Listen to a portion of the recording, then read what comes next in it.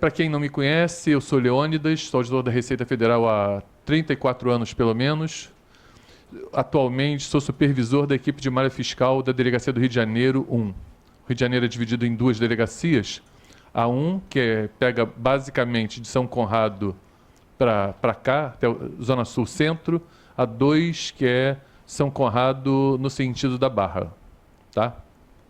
Bem, a proposta hoje aqui é a gente falar um pouco das dúvidas de vocês sobre a declaração do Imposto de Renda de 2016. Falar um pouco da declaração de Imposto de Renda, falar, talvez, eu acho que vocês se interessam um pouco também pela questão da alteração da legislação que fala de remessas para o exterior para pagamento de serviço e a regularização de capitais no exterior. Quer dizer, aquela regularização, quem tem bens no exterior, que está aberta a possibilidade de regularizar para fugir ao crime de ter bens no exterior não declarados. Tá? Isso eu pretendo deixar isso para o final. A minha ideia é começar pelas dúvidas de imposto de renda, que são mais, eu diria, mais palpitantes, mais urgentes, que o prazo está próximo, se aproximando cada dia mais. E lá no final a gente fala sobre essas outras duas coisas ou mais alguma coisa que vocês queiram saber. Ok? Bem, a minha proposta é começar falando das novidades do programa. O que o programa tem de novidades? Mais para esquentar, para deixá-los à vontade, para, enquanto for falando das novidades, vocês ficarem à vontade para perguntar, que eu preciso da participação de vocês. Eu tenho ideia de algumas dúvidas que vocês possam ter, mas eu sei que as dúvidas sempre, em cada palestra, sempre vocês trazem alguma novidade que me faz pensar, me faz estudar. E eu preciso da ajuda de vocês trazendo essas dúvidas que vocês têm, ok? Bom, então vamos começar pelas novidades do imposto de renda desse ano.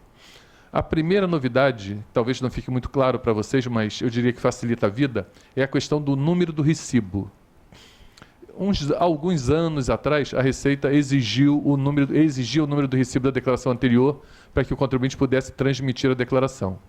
A gente constatou que estava dando muito trabalho, muita confusão. A gente resolveu abandonar a exigência do número do recibo da declaração anterior quando se trata da declaração original para que fosse transmitida. Tá? A gente só exige, e a gente sempre exigiu, o número da declaração do recibo anterior no caso de retificadora. O contribuinte que retifica a declaração, ele precisa informar o número do anterior para quê? Para dar mais uma segurança, para evitar que alguém de má fé retificasse, por exemplo, a sua declaração. Você faz a sua declaração, está lá todo prosa, pensando que está tudo certo, vem um infeliz que quer lhe prejudicar, retifica a declaração no seu CPF, manda, e aí, quando você vê, está inscrito em dívida ativa da União. Então, por isso, a Receita exige o número do recibo na declaração original e, por isso, a gente separou o recibo em duas páginas. A primeira página, que tem o resumo da declaração, que é dos dados, e a segunda página, onde tem o número do recibo. Para quê? Se você precisar pedir um empréstimo ao banco, um visto no consulado dos Estados Unidos para ir para Miami, alguma coisa desse tipo, você separa a primeira folha da segunda, apresenta o recibo que prova que você entregou a declaração, mas não dá publicidade ao número do recibo, porque aquele dado é seu, é pessoal, é como se fosse uma senha que você tem. Tá? Aquilo garante que só você vai poder retificar a sua declaração. Ok? E a gente constatou, bom, até o ano passado você fazia a declaração e quando você não preenchia o número da declaração do ano anterior, o número do recibo da declaração do ano anterior, o programa dava um aviso, aparecia aquele amarelinho, ó, acho que você esqueceu do número do recibo. E aí o que a gente constata é que grande parte da população, digamos, tem medo da Receita. Eu diria que indevidamente, mas tem medo da Receita. Então, preenche o programa, vê lá um aviso de não, de jeito nenhum eu posso, digamos, ter alguma coisa que não esteja 100% com a Receita. Ele largava o seu trabalho, perdia o seu tempo, vinha a Receita, agendava, vinha a Receita para buscar o bendito número do recibo da declaração do ano anterior, que era desnecessário, já era desnecessário. O que a gente fez esse ano? A gente resolveu suprimir esse aviso do pedido do número do recibo da declaração do ano anterior. Então, o número do recibo da declaração do ano anterior não é necessário, a gente só vai exigir esse número se for uma retificadora desse ano e de anos anteriores. Ok? Essa é a primeira grande novidade. A segunda novidade é aquela questão da ficha de informações do cônjuge. Tá? Assim, voltando um pouco, o número do recibo da declaração anterior, quando o contribuinte ele importa a declaração do ano passado, o programa já traz o número do recibo. Tá? Então, ou ele deixa em branco, ou ele coloca o número certo. Tá? Se ele puser um número diferente do que seria o certo, quer dizer, da declaração do ano anterior, ele não vai conseguir transmitir. Então é melhor deixar em branco. Então alguém que vocês conheçam, que diz que não está conseguindo transmitir, porque está reclamando que o número do recibo não está válido, simplesmente tira o número do recibo. Ok? Bom, então, a segunda novidade que eu tenho para comentar com vocês é a questão das informações do cônjuge. Até o ano passado, no programa, a gente tinha uma ficha chamada Informações do Cônjuge. E aí você tinha duas maneiras de preencher isso. Se você fazia, digamos, a sua declaração e a da sua esposa no mesmo computador, quando você colocava na sua declaração o CPF dela, cônjuge, o programa dizia, ó, detectei uma declaração aqui do CPF tal. Você quer que importe os dados? Você dizia que sim, ele automaticamente trazia esses dados. E vice-versa. Ou você, digamos, se não tivesse no mesma máquina, você teria que fazer as contas lá do rendimento isento, tributado exclusivamente na fonte, variação de bens, e colocava na mão lá nessa ficha. A gente entendeu que era desnecessário pedir isso ao contribuinte. Por quê? Se a gente raciocinar, e aí eu gosto de dar as explicações, dar os porquês, não simplesmente dizer, ó, não tem mais a ficha. Eu gosto de explicar os porquês. Se a gente lembrar, há uns anos atrás, eu estou sempre me reportando ao passado, porque é no passado que a gente busca as razões do presente e o aprendizado para o futuro. A gente tinha a declaração em papel. Então, na declaração em papel, digamos, a gente precisava, a Receita do Processamento precisava ter essas informações, que era mais complicado fazer esse cruzamento. Depois que a gente eliminou a declaração em papel, que a gente conseguiu automatizar, muita coisa a gente deixa de pedir ao contribuinte, porque esse dado a gente tem. E a informação do cônjuge é uma dessas coisas. Quer dizer, se você informa na sua declaração o CPF do cônjuge, a Receita, por si só, automaticamente consegue buscar a declaração do cônjuge e tirar da declaração do cônjuge aquilo que ela precisa para analisar principalmente a variação patrimonial. Ok? Então, esse ano não existe mais a ficha de informações do cônjuge. O que existe é uma pergunta. Possui cônjuge? Sim ou não? Essa pergunta tem que ser respondida. Não dá para deixar a pergunta em branco. Se deixar em branco, você não vai conseguir gravar a declaração. Tá?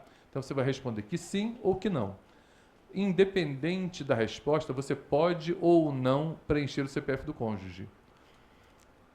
É interessante que você preencha, porque se você preencher, a Receita vai conseguir compor a sua renda com do seu cônjuge para verificar sua variação patrimonial. Se você diz que tem cônjuge e resolve não preencher, você vai, digamos, estar se expondo, porque a Receita vai, digamos, ela vai fazer a conta para ver a sua variação patrimonial e não vai considerar o rendimento do cônjuge para justificar o seu enriquecimento. Ok? Então, a pergunta tem que ser respondida, o CPF não necessariamente precisa ser colocado. Aí vocês vão me perguntar, mas que maluquice, inventaram esse negócio de perguntar se tem cônjuge ou não e não precisa preencher? É porque no programa a gente não pode criar nada, nenhum óbice que possa prejudicar alguém de entregar a declaração.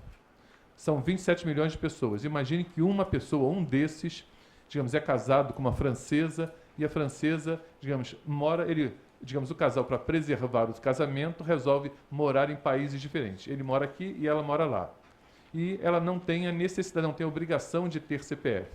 Então ele vai informar que tem cônjuge, ela não tem CPF, e aí se a gente proibisse, criasse erro no não preenchimento do CPF, o que aconteceria?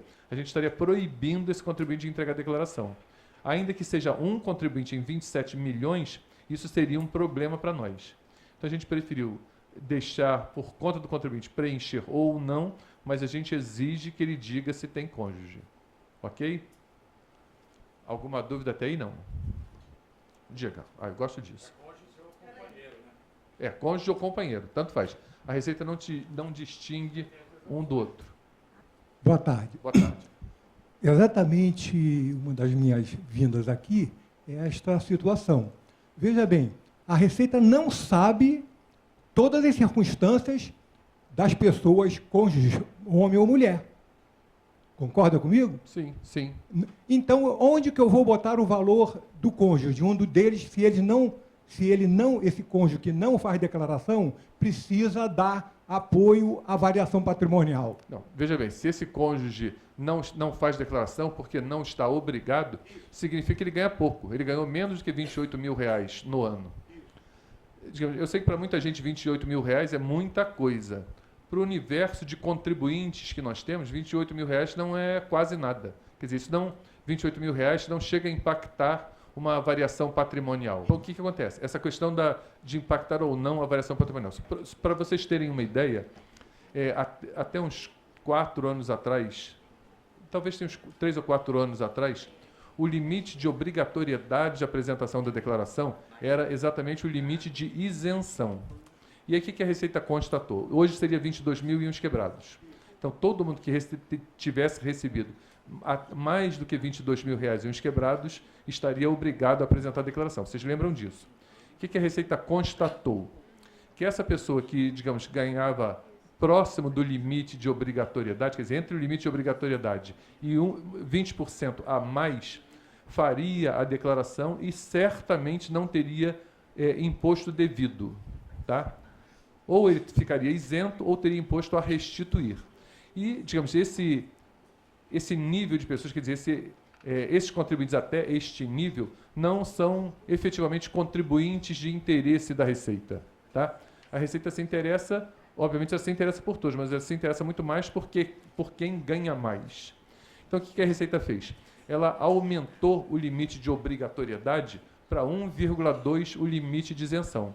Significa que todo mundo que está obrigado a fazer declaração apura imposto devido. Se fizer a declaração no modelo simplificado, ele vai apurar imposto devido.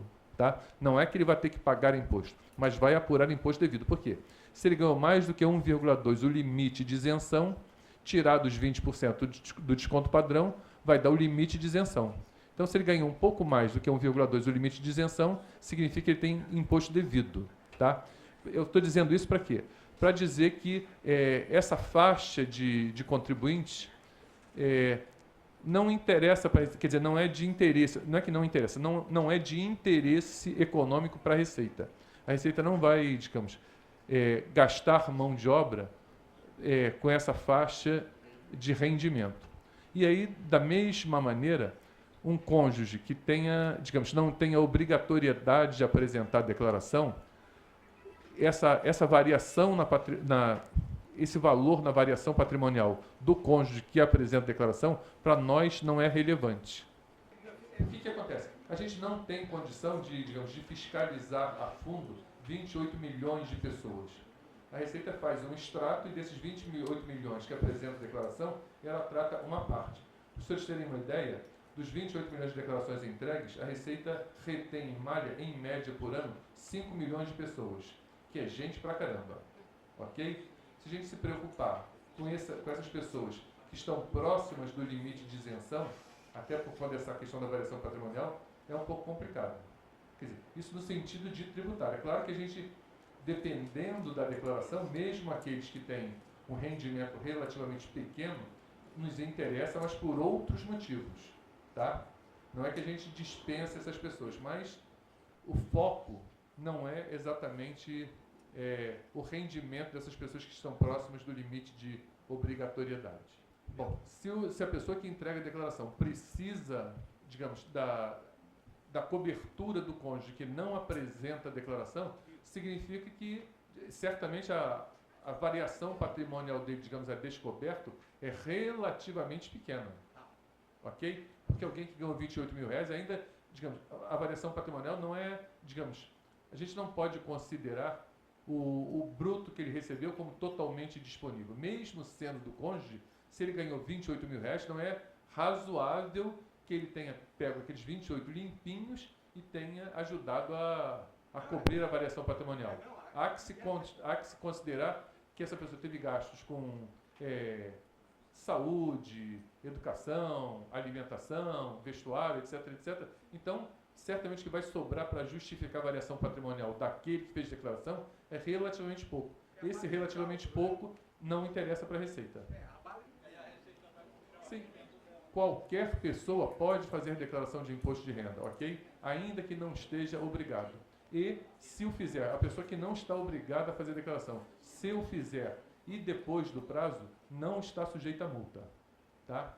A Receita só cobra a multa por atraso da entrega se ela identificar que aquela pessoa que está entregando atrasada tinha a obrigação de fazê-lo e não fez, ok? Então, essa pessoa, se for o caso, o cônjuge que faz a declaração precisa da cobertura da variação patrimonial do outro, peça o outro para fazer declaração. Não vai ter custo nenhum, ok?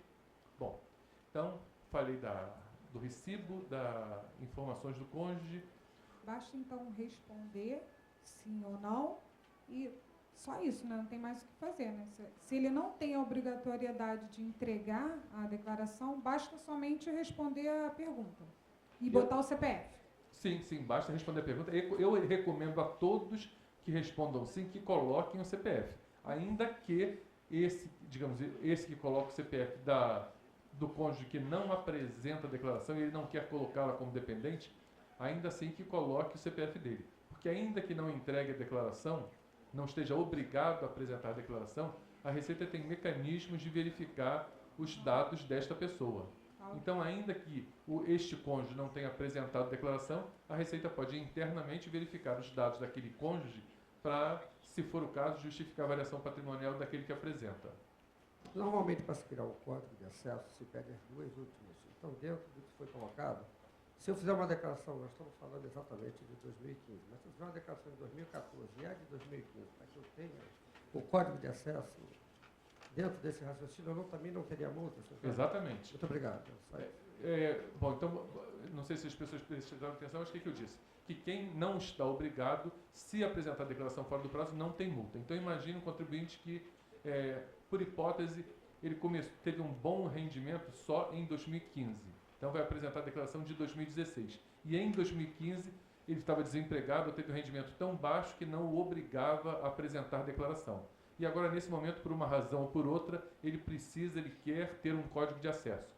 Aquele código que é gerado e, para ele, se exige o número do recibo das duas últimas declarações.